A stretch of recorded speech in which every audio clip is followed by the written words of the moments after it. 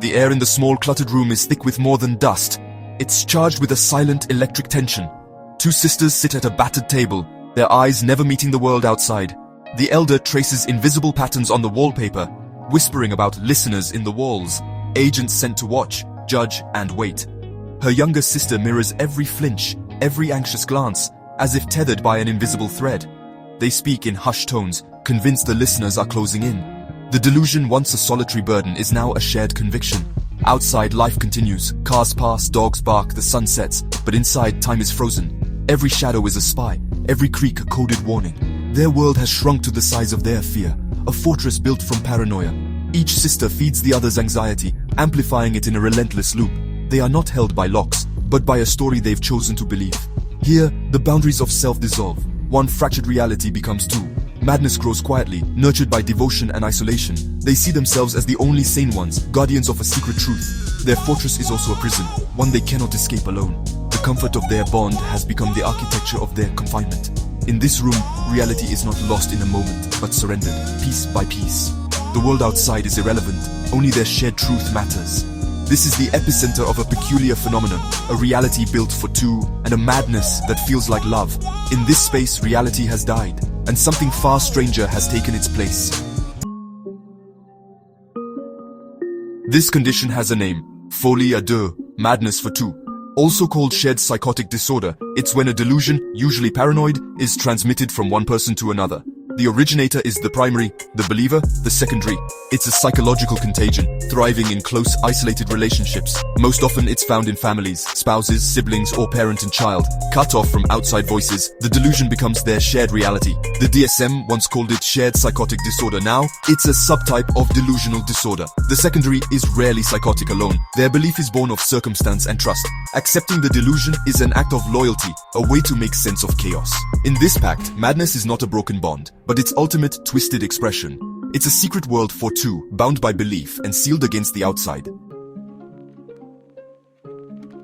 Few cases haunt like that of June and Jennifer Gibbons, the silent twins. Isolated by race and bullying, they retreated into a private world, speaking only to each other in a secret language. Their silence to outsiders was absolute. Inside, they wrote endlessly, their diaries filled with longing and rivalry. They moved in eerie synchrony, yet each struggled for identity. One wrote, "She is my shadow, spoiling my life." Their bond was both sanctuary and cage.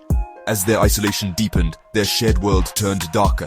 Petty crimes, arson, and finally, institutionalization at Broadmoor.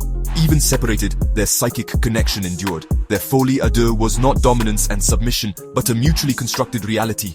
They made a pact. If one died, the other would speak. Jennifer died suddenly. June began to talk as promised. June's release marked the end of their shared madness, a testament to the power and peril of a reality built for two. Their story is a chilling reminder of how devotion can become a prison. In the end, only death could break the pact. Psychiatrists describe three main types of folie à deux. Folie imposée.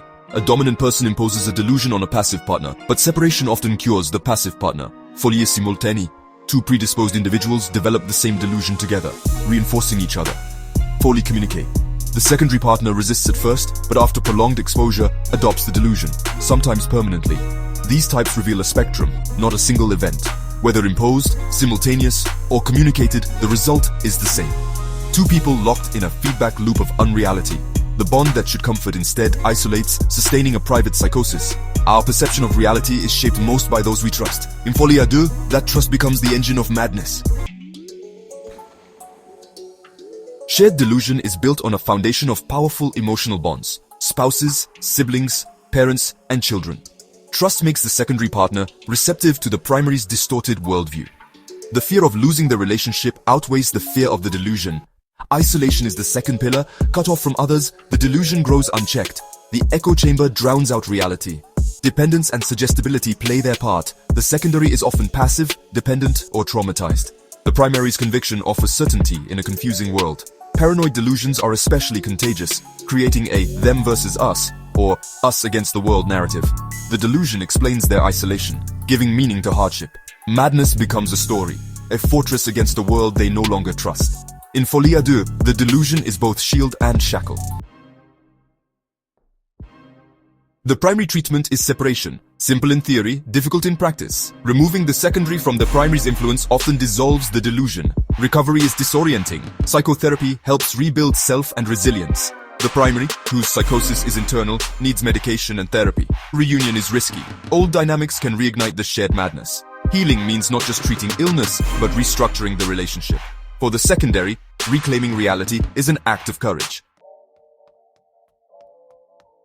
Folie à Deux exposes the fragility of our reality, how easily belief can spread between minds. It's rare, but its mechanisms echo in cults, conspiracy theories, and online echo chambers. The ingredients are the same: isolation, emotional bonds, a charismatic source, and a compelling narrative. Where is the line between belief and delusion? Reality is a consensus, and when that shrinks to two, madness can follow.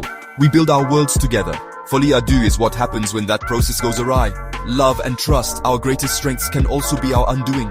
When devotion eclipses reason, we risk losing ourselves. The most haunting ghosts are those we invite into our own minds and share with those we love, which is why one must stand guard at the door of their mind.